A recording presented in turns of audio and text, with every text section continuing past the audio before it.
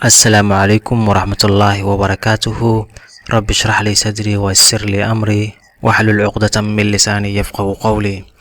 إن كسر هذا مركلة يقبتي لبعض عشرة ذيني أها LCM HCF. قيبتي هروح عن كسر قادناي وحلو يقانو HCF أما greatest common divisor. هذا نفس ما لكش شكلنا وحي هيد وإسر أما إسر وينها أي وذاقان ama isirka ay wadaagaan laba tiro iyo wax ka badan mid aan u qaadanay waxaan soo qaadanay factor isir aan soo qaadanay kadib waxaan qaadanay common factor isirada ay wadaagaan aan soo qaadanay kadib waxaan soo qaadanay highest common factor waliba anagoo tusaalooyin soo qaadanay marka insha Allah qaybtan HCF-ka waan soo qaadanay inkastoo ay waxyar nooga dhimayn qaybta dambe aan ku soo qaadan doono haddii Ilaahay yiraahdo qaybtan maanta waxaan ku qaadanaynaa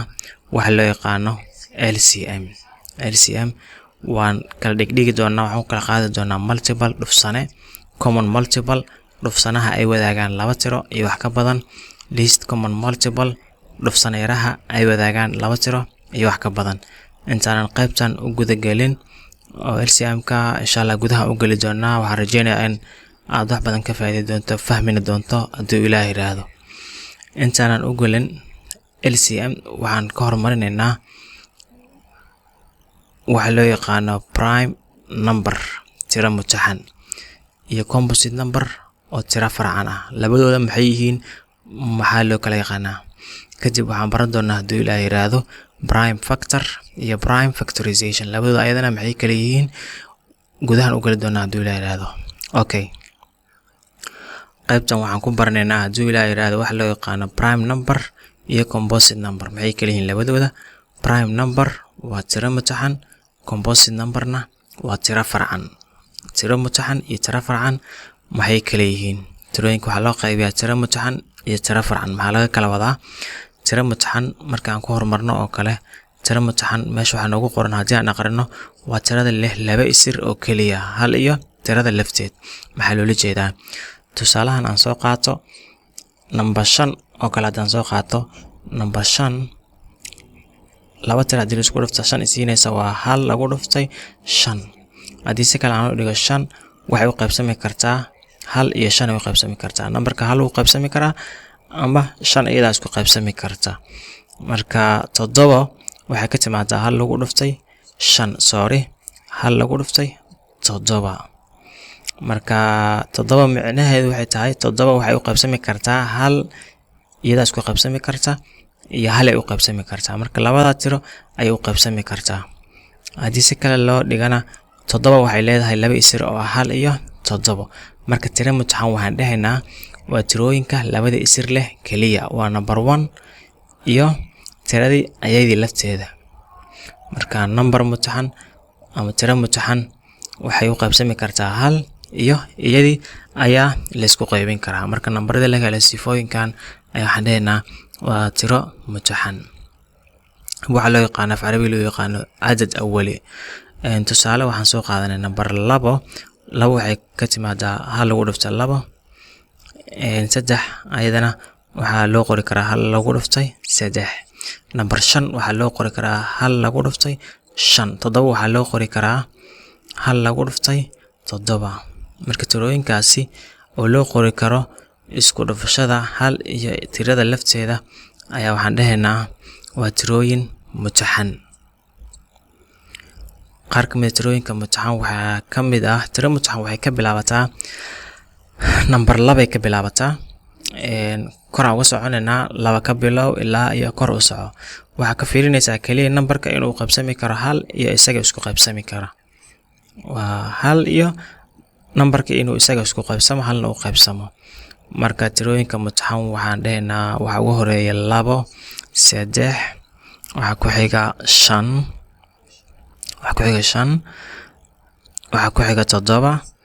9 tiro mutaxan miya ayada maya 9 laba isir kaliya looma qaybin karo oo 9 wuxuu qaybsami karaa 9 uu isaga isku qaybsami karaa 3 waan u qaybin karaa halna waan u qaybin karaa marka 9 isaga ama 9 ma dhahayno wuxuu ka mid yahay tirooyinka mutaxan 10 sidoo kale ayadana isra badan oo laba ka badan ay yeelan kartaa marka 9 iyo 10 waa ka gudbeynaa oo ma dhahayno waa tiro mutaxan. marka waxaan u gudbaynaa 11 13 17 15 waan kasoo gudubnaya ladkeed kuma jirto tirooyinka mutaxan waayo laba isir iyo ka badan yeelan kartaa amba markaas laba tiro ka badan ay u qaybsami kartaa maadaama number badan uu qaybsami karo amba isir laba ka badan uu yeelan karo ay waxaan dhahaynaa maahan numberkaasi prime number maahan ama tiro mutaxan ma ahan. 17 maxaa ku xigi kara 19 ilaa meel aan dhamaad lahayn. marka haddii tirooyinka mutaxan aad soo fahamtay saan soo sheegnay laba ka bilaawdaan ilaa iyo meel aan dhamaad lahayn oo tirooyinka way sii kordhaan. muhiimadda aad ka fiirinaysid waa in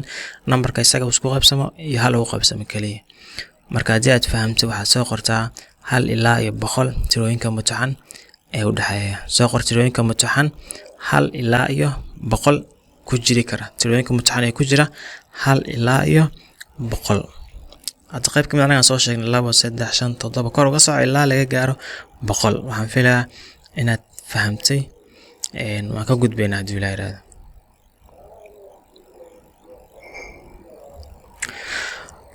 okay, composite number tiro farcan ayadana maxaa loo yaqaanaa? tiro farcan maxaa loo yaqaanaa? sida aad ka dareemayso magacaas farcan faracyo badan ay leedahay. waa tirada leh isirada leh waa tirada leh in ka badan laba isir ama waa tirooyinka yeelan kara in ka badan laba isir. tusaale hadda waxaan soo qaadan karnaa 4 waxay yeelan kartaa in ka badan laba isir. hal lagu dhuftay 4 waa loo qori karaa. waxaa kale oo loo qori karaa 2 lagu dhuftay 2na waa loo qori karaa. okay, aan tusaale kale aan soo qaadano 6 waxaa loo qori karaa 1 lagu dhuftay 6. waxaa kale oo loo qori karaa 2 lagu dhuftay 3na waa loo qori karaa. marka tirooyinka u qaybsami kara in ka badan laba tiro amba yeelan kara in ka badan laba isir ayaa waxaan dhahaynaa waa tirooyin mutaxan. waa tirooyin farcan. tirooyinka farcan waxay noqon karaan waxay ka bilaaban karaan 4 6 8 10 9 way ku jirtaa lafteeda waa tiro farcan. waa laba isir ka badan way leedahay 9 10 12 14 16 ilaa iyo kor u soco. marka qasab waxaa numberka aan ku daraayo tirooyinka farcan waa inuu laba isir iyo ka badan uu yeelan karaa. intaasna waxaan filayaa inaan fahnay waa composite number tiro farcan. tiro farcan waa tirada leh in ka badan laba isir ama tirada u qaybsami karta laba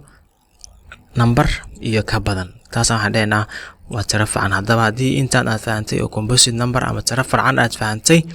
waxaad soo qortaa tirooyinka farcan ee u dhaxeeya 20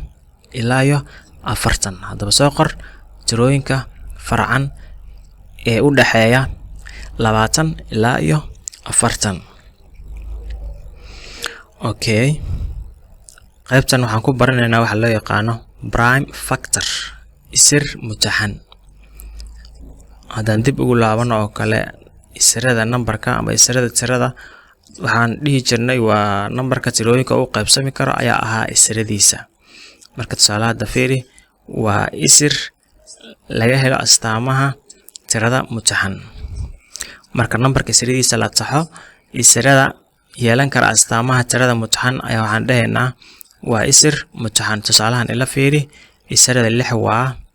1 2 3 iyo 6. marka sidaa darteed isirada mutaxan ee 6 waa 2 iyo 3. hadda isiradoo dhan anaga targetkeena ama hadafkeena maaha laakiin kaliya waxaa targetkeena isirada mutaxan oo ah 2 iyo 3. number 20 isiradiisa waxay noqonayaan 1 2 4 5 10 iyo 20. sidee loo soo saaraa isiradan? cashirka waxaan kusoo qaadanay oo ahaa factor iyo common multiple iyo highest common factor. qaybtaas aan kusoo qaadanay. okay, isiradaasi 1 2 5 10 iyo 20 kee ah tiro mutaxan ama kee ah isir mutaxan. marka saan hor usoo baranay tirooyinka mutaxan waxay ahaayeen 2 5 7 kuwaasi ahaayeen qaybtan aan kusoo qaadanay. marka tiro mutaxan yaa noqonaya ama isir mutaxan yaa noqonaya marka meeshan aan joogo waa isradii kuwa ka mid ah laakiin leh astaamaha tirada mutaxan marka 2 waa isir mutaxan 5 waa isagana isir kale oo mutaxan marka isirada mutaxan ee 20 waxay noqonayaan 2 iyo 5 ayay noqon doonaan marka qaybtana waxaan rajeynayaa inaan fahanay prime factor ama isirka mutaxan oo waxaan dhahaynaa waa isirka mutaxan ee ku jira isirada tirada ay leedahay hadii tirada dhowr isir ay leedahay isirada mutaxan ayaa waxaan dhahaynaa waa isir mutaxan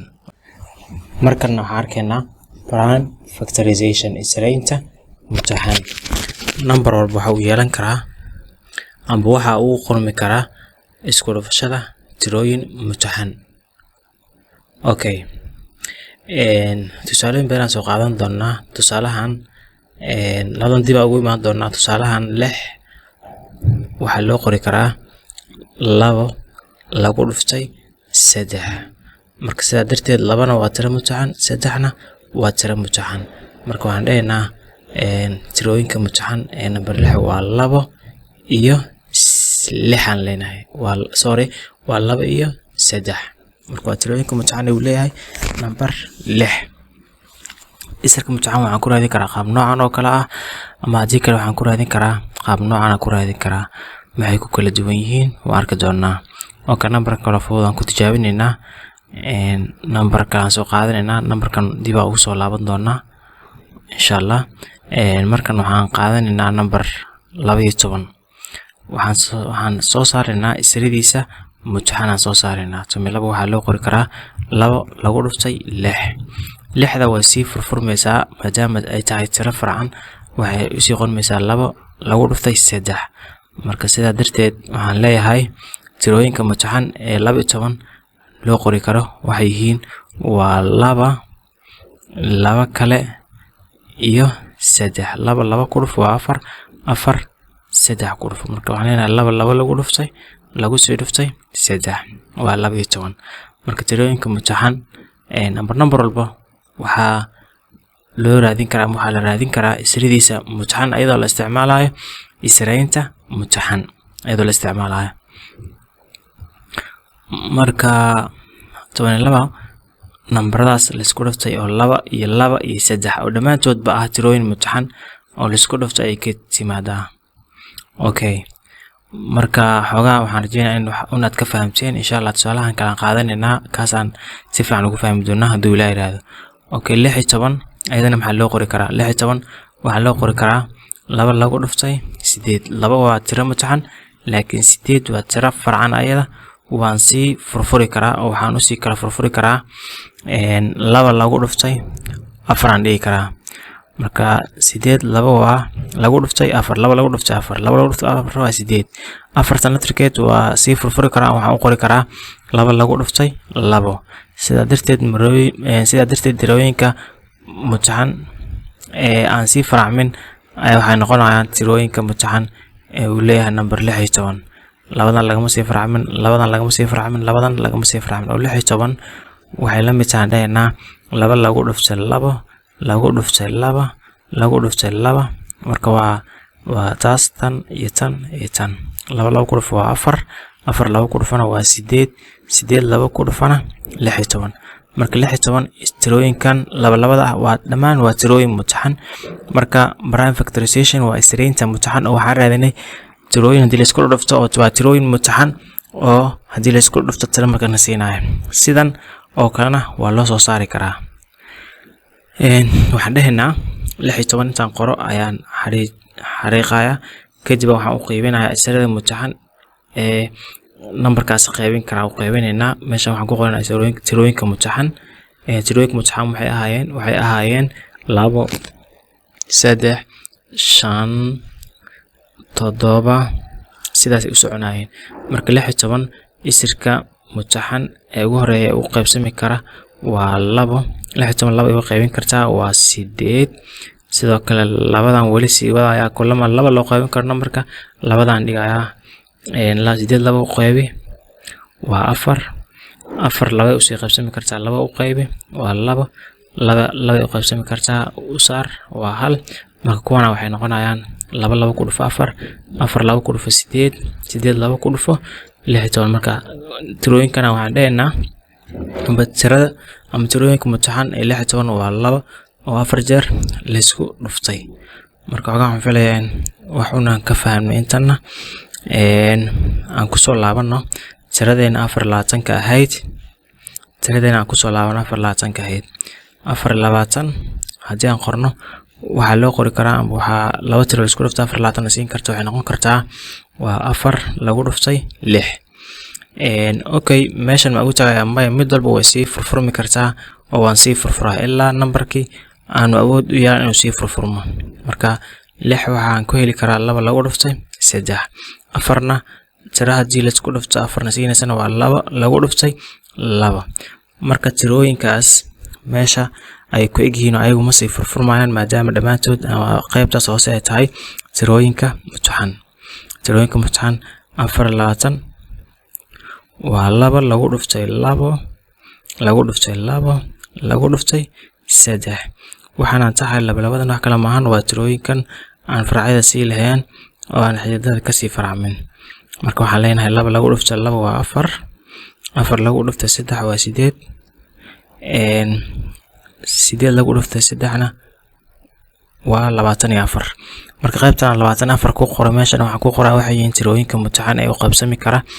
24 okay aan wada tiro si aan hadda u soo bilaabo 24 ayaan leeyahay 24 prime numbers ka ama tirooyinka mutaxan laba ka bilaabana lagu qaybsami kartaa hadii uu qaybsami karto waan qornaa 24 laba u qayb waa 12 laba kale uu qaybsami kartaa u qaybsami kartaa u qayb 12 laba u qayb waa 6 6 laba u qayb waa 3 marka lagu qaybsami kartaa maya tirada kale mutaxan waa inaan gudbaa 3 aan gudbaa 3 u qayb ayaan leeyahay waa hal markaas waxaan leeyahay tirooyinkan isoo baxay waxay noqonayaan prime factorization sareynta mutaxan oo numberkaas 24 waxa loo qori karaa tirooyinkan mutaxan aan isku soo dhuftay 2 lagu dhuftay 2 lagu dhuftay 2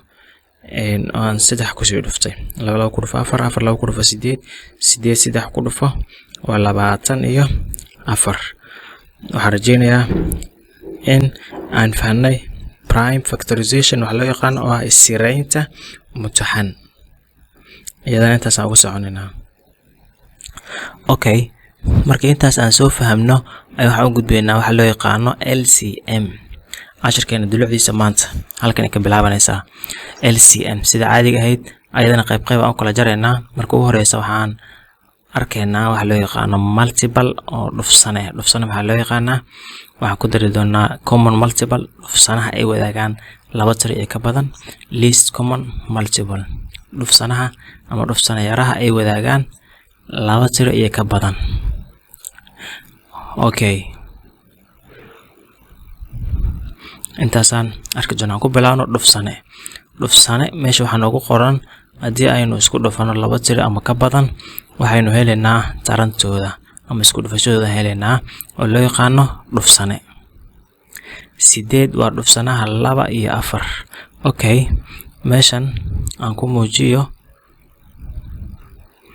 hadii aan soo qaato oo kale 2 lagu dhuftay 4 waxay kula mid tahay 8 markaas waxaan leeyahay qaybtaas magaca loo yaqaan qaybtan 2 iyo 4 waxa loo yaqaanaa factors isra ayaa loo yaqaanaa 8na waxa loo yaqaanaa iyadana multiple dhufsane marka 8 waa dhufsanaha 2 iyo 4 8 waa dhufsanaha 2 sidoo kale 8 waa dhufsanaha 4 sidoo kale 2 iyo 4na waxay isra u yihiin oo ay qaybsami karaan ama ay qaybin karaan 8 marka waxa laga yaabaa xogaa inaadan wali aadan fahmin number walba dhufsanayaashiisa seen ku soo saari karaa tusaale number 2 hadii la siiyo sideen dhufsanayaashiisa ku soo saaraa numberkan kaliya waxaan sameeynaa waxaan ku dhufanayaa number ala numberka aan doono halaan ku dhufan karaa 2 aan ku dhufan karaa 3 aan ku dhufan karaa 4 ilaa intii number aan doono ku dhufan karaa hadii aan number ku dhufto jawaabta ii soo baxaysa ayaa waxay noqonaysaa dhufsane ay noqonaysaa marka laba tirooyinka aan ku dhufanaya 0 ka bilaabo 2 0 ku dhufo waa eber laba aan ku dhufto hal laba hal ku dhufo waa labo laba laba ku dhufo waa afar okay laba shan ku dhufo waa 10 laba labaatan ku dhufo waa 40 marka numberkan labo tiro walba aan ku dhufto jawaabta ii soo baxday waxay noqonaysaa dhufsanayaasha tirada labo ay noqonaysaa marka meeshan soo fiiri dhufsanayaasha labo waa eber laba afar eber markay leeyahay macnaheedii laba ayaa waxaan ku dhuftay eber ku laba markay leeyahayna laba waxa lagu dhuftay hal afar markay leeyahayna laba ayaa waxaan ku dhuftay labo saddex ku dhufo waa 6 afar ku dhufo waa 8 waa afar laba ku dhufe marka hadii aan raahno oo kale dhufsanayaasha laba waa eber labo afar 6 8 10 12 siwad 14 16 marba waxa ku sii darsoomaya tirada way sii soconaysaa oo meel ku joogsanaysa malaha kuwaas waxaan dhahaynaa waa dhufsanayaasha number 2 sidee number dhufsanayaashiisa ku soo saarinaa numberkii ayaa waxaan ku dhufanaynaa tira alla tiradii aan doono jawaabta noo soo baxdana waxaan dhahaynaa waa dhufsanaha numberkaas ama numberkii markaas aan tirada ku soo dhuftay okay dhufsanayaasha afar ayadana waxaan ka soo qaadaynaa sida tiradii laba aan ku sameeyno oo kale oo waxaan dhihi karnaa labada tirooyin aan ku dhufanay wixii noo soo baxana waxaan dhahnay waa dhufsanayaasha labo laakiin hadda afar marka aan joogno ayadana tirooyin aan ku dhufanaya wixii soo baxay aan dhihi doonaa waa dhufsanayaasha afar afar eber ku dhufo waa eber afar hal ku dhufo waa afar afar laba ku dhufo waa 8 marka tirooyinkan noo soo baxay ay waxay noqonayaan dhufsanayaasha afar ay noqonayaan marka afar dhufsanayaashiisa waa eber afar 8 sii socda meena dhamaad lahayn marka kore u sii soconaan 12 18 20 20 24 marka dhibacaha way cadeynayaan in numberkan aanu joogsi lahayn marka tirada dhufsanayaasheedu lama soo koobi karo waxaan rajeynayaa inaad fahamteen waan ka socon doonaa haddii Ilaahay yiraahdo okay meeshan waxaan la dhahay tusaale raadi dhufsanayaasha 4 8 iyo 10 marka dhufsanayaasha raadi markii la yiraahdo marka waxaan sameynayaa normal waxaan ku dhufanayaa tirooyinka caadiga ah eber hal laba sad numberkan doono ku dhufan karaa laakiin anaga maadaama aan rabno inaan si israaracsan aan u soo muujino ayaan leenahay numberka waxaan ku dhuftay eber ku dhufo afar eber ku dhufo waa eber eber waa dhufsanaha afar afar ugu dhufta hal waa afar afar waxaan dhahaynaa waa dhufsane okay afar lagu dhuftay 3 waa 12 12 waxaan dhahaynaa waa dhufsane waxa oo dhan tirooyinka noo soo baxay waxay noqonayaan dhufsanayaasha afar ay noqonayaan dhufsanayaasha afar ay noqonayaan dhufsanayo u yihiin leenahay waa afar ay u yihiin oo waa tiradii afareed oo lagu dhufta tirooyin okay 8 dhufsanayaasha 8 marka raadinayno waxaan leenahay waxaan ku dhufanaynaa tirooyinka caadiga ama tirada aan rabnaa ku dhufanaynaa eber hal laba saddex inta ma ku eegin maya tirada way sii socon kartaa wixii aan doono ama tirooyinka aan doono aan ku dhufan karaa marka jawaabtii soo baxdan waxaan leeyahay waa dhufsanayaasha 8 aan tiro ku dhufto jawaabtii soo baxdan waxaan leeyahay waa dhufsanaha 8 okay dhufsanayaasha 8 ayagana waa kuwana tirooyinkana waxaan dhahaynaa waa dhufsanayaasha 8 okay aan nimaadno 10 dhufsanayaasha maxaa kamid ah waa eber 10 20 anaad waxaan ka hadlaynaa waa tirooyinka idilaan ka hadlaynaa oo numberkii marka aan ku soo dhufto tiro idilaan sheegaya kama hadlayno tirada in lagu dhufto positive ama tiro negative kama hadlayno waa tirooyinka whole numbers kan ka hadlaynaa dhufsanayaasha 10 marka waa eber 10 20 30 sidaas ay noqonayaan number hadii lagu dhiibo lagu yiraahdo dhufsanayaasha soo saar numberkan tiro ku dhufo tirada jawaabta ku soo baxda waxay noqonaysaa dhufsane ama numberkaas ay u noqonaysaa dhufsane qaybtan waa fahna ayadana waa mar walba sidan wadooyinkan dheer maan uga shaqeynayaa maya wadooyin kale ayaa jiro aan arki doono haddii Ilaahay yiraahdo okay meeshan waxaan ka galaynaa waxa loo yaqaano common multiples dhufsanayaasha ay wadaagaan laba tiro leysii dhufsanayaasha ay wadaagaan tiro walba dhufsanayaasheeda waan soo saari karaa oo tiradii waxaan ku dhufanayaa hadda waxa la dheeraad dhufsanayaasha ay wadaagaan 4 iyo 8 qaybtan 10 dhinacaan isaga bixiyo 4 iyo 8 labada dhufsanayaashooda aan isbarbar dhigo dhufsanayaasha ay wadaagaan ayaan fiirinaynaa. 4 dhufsanayaasheeda waa kuwan, waa intaas kaliya maahane way sii socdaan oo intaas anaa kusoo okay 8 dhufsanayaasheeda ayadana kuwan qaybtan kore intan maxay wadaagaan. Marka dhufsanayaashan waxay wadaagaan oo midba midka kale number iskaga mid ka yihiin ma jiraan. Waa isla fiirino labadan dhufsanayaal aan isla fiirino, waa dhufsanayaasha 4 iyo dhufsanayaasha 8 maxay wadaagaan. Okay, waxay wadaagaan 4 inta ku jirtaa, laakiin qaybtan kale kuma jirto. Sorry, qaybtan kale ku jireen. Marka 8 aan ka bilaabayna waxyaabaha ay wadaagaan ama tirooyinka ay wadaagaan. 8 meeshan ku jirtaan, inta kalena way ku jirtaa. 8 waa laga heli karaa, 4 waa laga heli karaa. Okay, 16 waxaa laga heli karaa dhufsanayaasha 4, sidoo kale 16 waxaa laga heli karaa dhufsanayaasha 8. 24 waxaa laga heli karaa dhufsanayaasha 4, sidoo kalena waxaa laga heli karaa dhufsanayaasha 8 waa laga heli karaa. Marka kuwana waxaan dhahaynaa waa common multiples ama dhufsanayaasha ay wadaagaan. Kullama dhufsanayaashu ay sii bataan, tirooyin kale ay wadaagi doonaan. oo laakiin hadda anaga muhiimadina ay waxay noqon doontaa qodobka xiga oo ah hadda 32 oo kale way wadaagaan, 40 way wadaagaan. hadda aan ka hadlaynaa waa dhufsanayaasha 4 iyo 8 aan ka hadlaynaa. dhufsanayaasha ay wadaagaan aan ka hadlaynaa oo waxay kala wadaagaan 48 na way wadaagaan. 48 intan waa laga heli karaa. kullama la sii socdo dhufsanayaasha ay wadaagaan way sii badan doonaan, oo marka kuwaas waxa loo yaqaanaa dhufsanayaasha ay wadaagaan laba tiro. marka wadadan waa wada dheer, wada fudud aan arki doonaa haddii ilaahay anaga isticmaalayno prime factorization ama israynta mutaxan. anaga isticmaalna waxaan soo saari doonaa dhufsanayaasha ay wadaagaan laba tiro iyo ka badan. okay, ama dhufsanayaasha oo noo soo socdo ayaan arki doonaa haddii ilaahay. okay,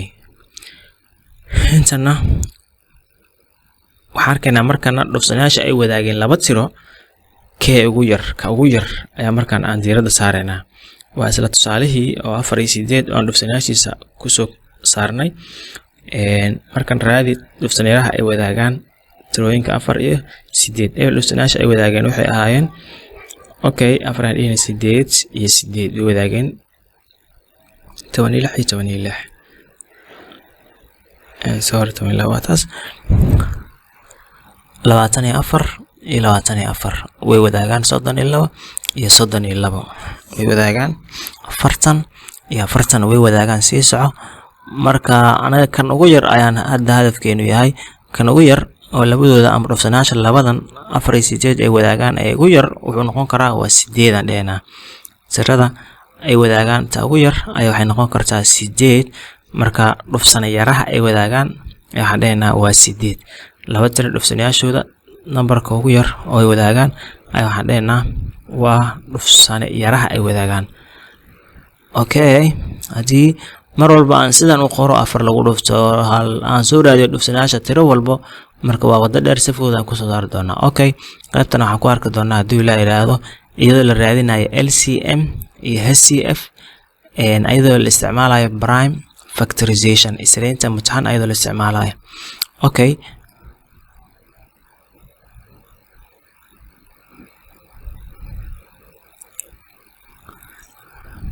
hadda labada tiro isirweynaha ay wadaagaan. isradii aan dib ugu laaban waxaan ka faa'iideysanaynaa prime factorizationka.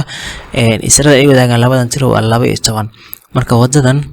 waa wada dheer, waxa ay fudud wada kale oo loo yaqaano oo aan hadda soo qaadano waxaan ka faa'iideysanaynaa prime factorization israynta mutaxan. marka labadii number ayaan isgarab dhigayaa, kadibna waxaan raadinayaa isradooda mutaxan oo ay wadaagaan labaduba. marka iga qor 12 iyo 24 iyo xariiq yaa u qaybsami kara labadooda. maadaama aan hore u soo aragnay isirka ay wadaagaan, marka waa number labadoodaba qaybin kara. marka tiro mutaxan oo raadinaya labadoodaba qaybin kartaa raadinaya. maadaama leedahay waxaad raadisaa isir weynaha ay wadaagaan ama isirka ama numberka ugu weyn ee labadooda u qaybsami kara. si kala hadaan u dhigo waa numberka ugu weyn ee labadooda u qaybsami kara. maadaama number labadooda u qaybsami kara aan raadinayo prime numberka ama tirada mutaxan ee aan rabo inaan meeshan aan dhigo, waa qasab in labadoodaba ay u qaybsantaa. okay labada maxaa u qaybsami karaa hadda laba u qaybsami karaa prime numberka ugu yar ama tirada mutaxan ugu yar 12 laba u qaybi waa 6 24 laba u qaybi waa 12 laba sidoo kale mar labaad waan saarahay 6 laba u qaybi 3 12 laba u qaybina waa 6 okay hadda meesha markaan joogo 3 iyo 6 aan haystaa marka labadooda maxaa u wada qaybsami kara waxa u wada qaybsami kara 3 u qaybi 1 6 3 u qaybina waa 2 meeshan ku ekeenaya mar hadii labadooda wax u wada qaybsami karo la waayo okay marka waxaan leeyahay 2 ku dhufo 4 3 ku dhufo 12 marka 12 adaa waxay tahay isir weynaha ay wadaagaan 12 ilaa 24 waxa u wada qaybsami kara marka tan waa wada dheer tan marka waqtiga qaadan laakiin sidan markaan u qoro prime factorization markaan isticmaalo ayaa waxa ay fududaanaya inaan soo saaro isirka ugu weyn ay wadaagaan labada tiro okay sida loo soo saaro ayadana sidan ayay tahay okay tusaale kale aan aragno oo aan ku soo saareyno okay tusaale kale aan aragno soo saar ama waxa soo raadisaa ama soo hel isir weynaha ay wadaagaan labada tiro ay soo socota labada tiro maxay yihiin labada tiro waxaan qaadan karnaa 15 iyo 30 labada tiro oo kale isir weynaha ay wadaagaan soo saareenaa soo raadi karnaa 15 isiradiisa soo saar 30 isirada ay leedahay soo saar marka waa wada dheer laakiin waxaan isticmaalaynaa prime factorization waxaan isticmaalaynaa inaan meel ku wada qorno aan prime factorization isticmaalno ama isreynta mutaxan ayaan ku soo saareynaa 15 iyo 30 labadooda meesha waxaan ku taxay wax kala maahan waa tirooyinka mutaxan ayaan ku taxayaa waa kuwa aan hore u soo aragnay 2 3 5 7 tirooyinkaas mutaxan ayaa meeshaas ku taxayaa laakiin isaga ma taxaye waxaan ku fiirinayaa tirooyinka aan haysto ama labada tiro ama saddexda tiro ma u qaybsami karaan ka fiirinayaa marka 15 iyo 30 laba ma u qaybsami kartaa labadooda maadaama aan isir ama mataqaanaa number qaybi kara labadooda wax qasaba marka inaan labadaas aan ka tiraa waa number inaan raadiyaa labadooda u qaybsami kara saddex way u wada qaybsami kartaa 15 saddex u qayb waa 5 30 saddex u qaybina waa 10 okay markaas waxaan dhigi karnaa labadooda waxa u qaybsami kartaa 5 5 u qayb waa 1 10 u qaybina waa 2 marka meeshan ku keenana tirooyinka isoo baax 3 iyo 5 ayaa isku dhufanaya 15 ayaa waxay tahay isir weynaha ay wadaagaan labada tiro ee 15 iyo 30 macnaheedu waxay tahay 15 iyo 30 labadooda waxa u wada qaybsami karaan labadooda waxa qaybin karaan 15 labadooda 15 way qaybin karaan 15 oo qaybin kartaa 30 15 waa u qaybin kartaa marka waxaan filayaa markii aan ka soo hadlaynay isiro oo wada fudud aan lagu soo saaray aan dhahaynay wadadan ay ahayd oo aan ula jeednay prime factorization ama isreynta mutaxan marka la raadinayo isir weynaha ay wadaagaan ama HCF sida markaas aad u fahmaysaa highest common factor 15 iyo 30 ma qasaba labadooda inaan helo tiro mutaxan oo labadoodaba u qaybin kara labadooda u qaybsami karta markii dhufsan yara aan raadinayna idana way ka duwan tahay aan isla fiirino marka tusaalaha soo socda okay raadi ama waxaad soo heshaa dhufsan yaraha ay wadaagaan 12 iyo 24 dhufsan yaraha markaan raadinayo anigu waxaan isticmaalayaa wadadii ahayd prime factorizationka ama isreynta mutaxan intaan dhufsanayaashooda aan soo saaray mid walba waqti ay qaadan lahayd waxaan isticmaalayaa ama waxaan ka faa'iideysanayaa qaybtii ahayd prime factorization ama isreynta mutaxanayd wada dhufsanayaasha dhan markaan soo saaro aan isku fiiriyo dhufsanayaasha ay wadaagaan kadibna aan ogaado dhufsanaha ugu yar laakiin waxaan sameyn karaa anoo ka faa'iideysanayaa isreynta mutaxan oo aan soo qaadanay waxaan sameyn karaa 12 ilaa 24 markan qasab ma inaan raadiyo tiro mutaxan oo labadooda u qaybsami kara hadii mid kamid ah uu qaybin karo waan qaadanayaa shardi ma labadooda inuu qaybsamo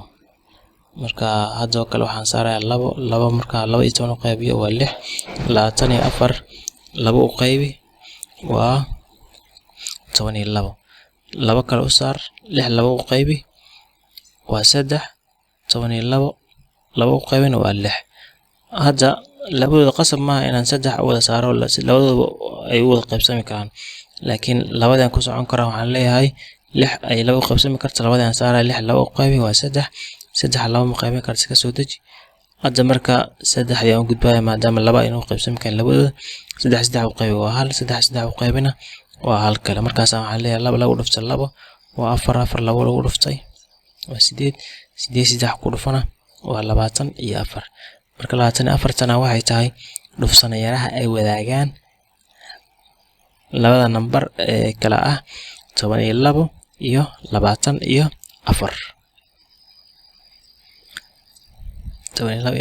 dhufsanayaraha ay wadaagaan waa 24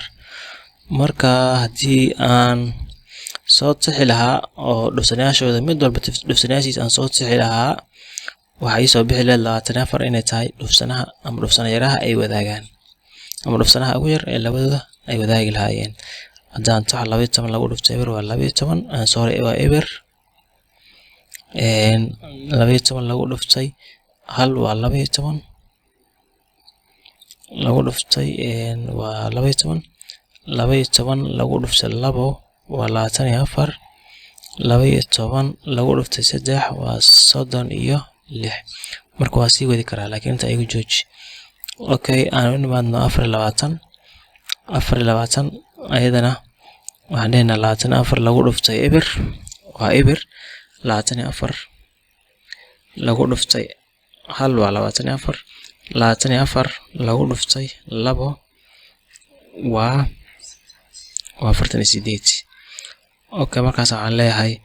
24 ama dhufsanayaraha ay wadaagaan labada tiro ee 12 iyo 24 ay ku kulmeen 24 inta wixii ka dambeeyay number kale ay wadaagi doonaan ay imtixaanaha isku mid ka noqon doonaan marka 24 waa kuwa ka sii waaweyn kuwaas marka aan hadda u baahan laakiin 24 ilaa marka wadadii kale oo aan isticmaalay oo ahayd prime factorization ama isleetin imtixaan ayaan isticmaalay oo hadii aan dib ugu laabto wadadii prime factorization ka 12 aan buuxiyo waxay soo baxaysaa labo qaybi waa 6 labo qaybi waa 12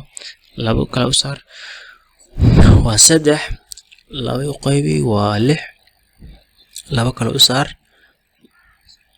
waan sheegnay markan qasab ma in labadooda tiro hal tiro ay wada qaybsanto laakiin mid ka mid ah uu qaybsan karo waan qaadanaya hadduu kala uu qaybsan waa iska soo dejinay 6 labo qayb waa 3 ma qaybsanto laba iska soo deji marka 3 wada saar waa min hal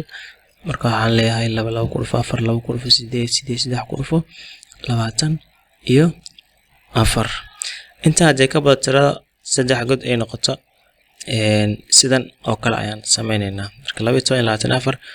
dhufsanayaraha ay wadaagaan waa 24 tan waa wadada dheereed wadada gaabneedna waa tan waxaan filayaa inaad fahamteen insha Allah wixii aan qaldayna waxaad ka codsanayaa inaad ila soo socodsiisaan si aan isu soco maqaldamo waa ilaah aan rajeynayaa inaad wax badan ka faa'iido doontaan insha Allah intaan cashir kale ku kulmi doonaa waxaan kaga tagayaa sidaas iyo nabadgelyo. Assalaamu calaykum wa rahmatullaahi wa barakaatuh.